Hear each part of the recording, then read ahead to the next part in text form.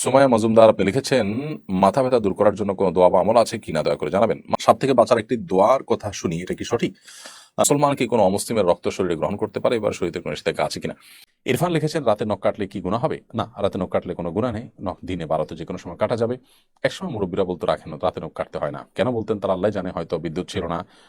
বাতির মধ্যে চেরাগের বাতিতে হারিকেনের আলোতে কাটতে গেলে নখ কাটা যাবে, ব্লেড দিয়ে কাটতো মানুষ, এসব কারণে হয়তো তারা নিষেধ করতেন।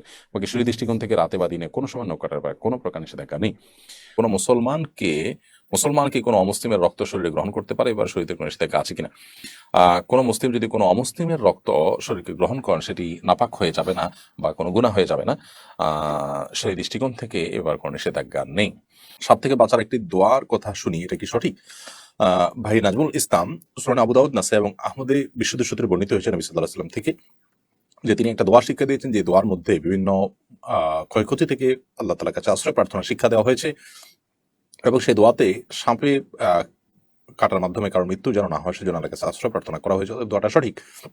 দোয়াটা হলো, আল্লাহুম্মা ইন্নী আউযু বিকা মিনাল হাদমি ওয়া আউযু বিকা মিনাত তারাদ্দি ওয়া আউযু বিকা মিনাল গারাকি ওয়াল হারাকি ওয়া আউযু বিকা মিন আন আমুতা লাদিগা।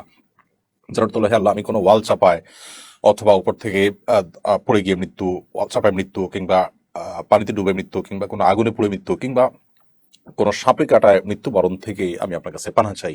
অথবা এই মর্মে দোয়া করাটা বিশুদ্ধ হাদিস দ্বারা প্রমাণিত।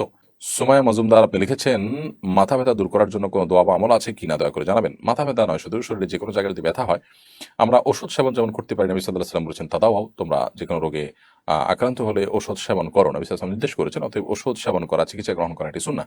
পাশাপাশি আল্লাহ তাআলার কাছে দোয়া করবো একজন ইমানদার, কারণ ওষুধের যে সব ক্ষমতা আছে তা নয়। কত ওষুধ কাজ করে না, আবার কতজনের ওষুধ ছাড়া আল্লাহ তাআলা সুস্থ করে দেন।